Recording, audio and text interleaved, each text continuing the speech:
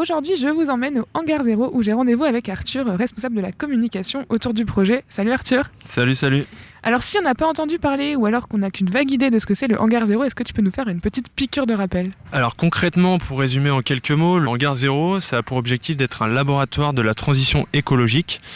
L'idée en fait, c'est de proposer un tiers-lieu au grand public et aussi aux professionnels, dans lequel on peut accueillir des structures dans les locaux qu'on proposera, et ainsi qu'une boutique, un restaurant et diverses activités qui gravitent autour de l'écologie.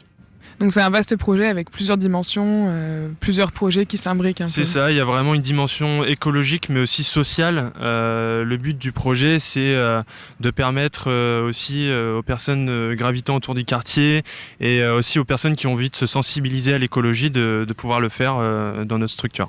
Et donc vous avez récupéré un hangar inoccupé et là en fait c'est le stade de la construction puisqu'il faut l'aménager ce lieu et pour ça vous avez choisi les chantiers participatifs et donc vous êtes en recherche de bénévoles qui viennent sur ces chantiers pour participer à la construction du lieu. Voilà, c'est ça. Donc en fait le lieu il est vraiment en pleine construction. En ce moment on est en train de peaufiner la boutique. Une boutique qui vendra quoi ?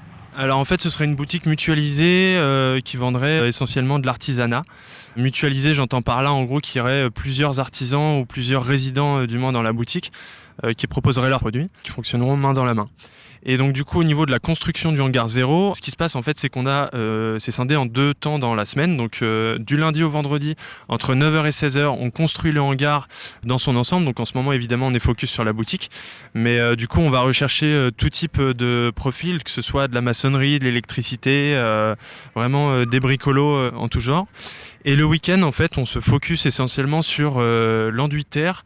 Donc l'idée, en fait, c'est de poser de l'enduit sur les murs sur lesquels il y a déjà eu une première couche de liège pour isoler thermiquement le hangar, sur lequel on applique une couche d'enduit mélange de terre et de carton qui permet de fixer tout ça sur les murs.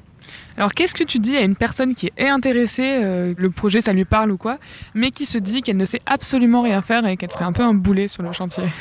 En fait, moi ce que je proposerais tout simplement c'est de passer donc les samedis, n'importe quel samedi en ce moment, tant que les conditions sanitaires nous le permettent, de venir jeter un œil, de venir rencontrer les bénévoles et puis les encadrants qui sont sur place. Sinon aussi, cette personne qui est intéressée peut passer par le site internet. On a une boîte mail contact@lehangar0.fr et un numéro de téléphone sur lesquels on est joignable le plus de temps possible. Et l'idée, en fait, c'est de nous présenter simplement le profil, nous poser toutes les questions pour qu'on puisse trouver un arrangement. En tout cas, ce qui est sûr, c'est qu'il y a de la place pour tout le monde au hangar. Donc tout le monde est bienvenu, mais après c'est vrai que si vous avez des gens qui s'y connaissent un peu déjà, ça pourrait faire avancer le travail. En ce moment, la vraie lacune qu'on a, c'est justement sur la construction du hangar à proprement parler.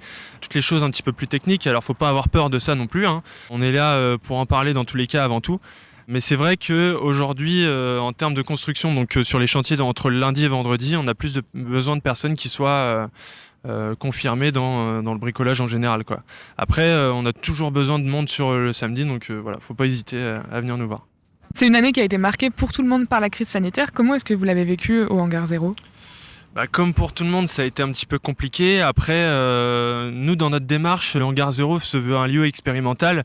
Et quelque part, pour nous, cette période, c'est en fait plus un challenge d'expérimentation, plus que vraiment un frein, parce que Dieu sait que dans des projets bénévoles tels que le nôtre, des freins, on en a beaucoup, mais c'est ça qui est super, quoi. C'est vraiment, on va pas s'arrêter à la moindre épreuve et au contraire, on va servir de ça pour avancer. Donc du coup, c'est vrai que sur la première partie du confinement, le projet a vraiment été ralenti comme tous les projets à droite à gauche et tous les commerces également. Après là, sur le deuxième confinement qu'il y a eu, on a trouvé un moyen d'accueillir les gens, c'est que les personnes peuvent devenir sociétaires. Donc en fait, devenir sociétaire, c'est simplement investir une petite part dans le capital du projet, à savoir que la part est passée de 100 € à 10 € très récemment, ce qui permet en fait à n'importe quelle personne de payer 10 €, d'être sociétaire, donc de là avoir la possibilité d'avoir une voix lors des assemblées générales, donc prendre des décisions sur la construction et les évolutions de la direction du hangar.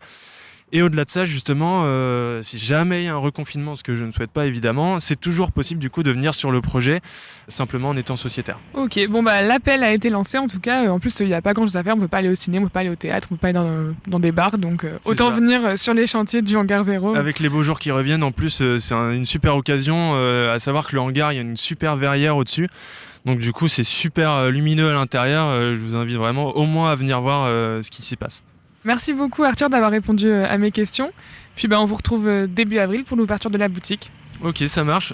Juste simplement, si vous voulez nous retrouver, n'hésitez pas à aller sur notre site internet lehangar-0.org ou le hangar 0 sur Google, Facebook, Instagram, Twitter. Et merci beaucoup de m'avoir interviewé, c'est cool.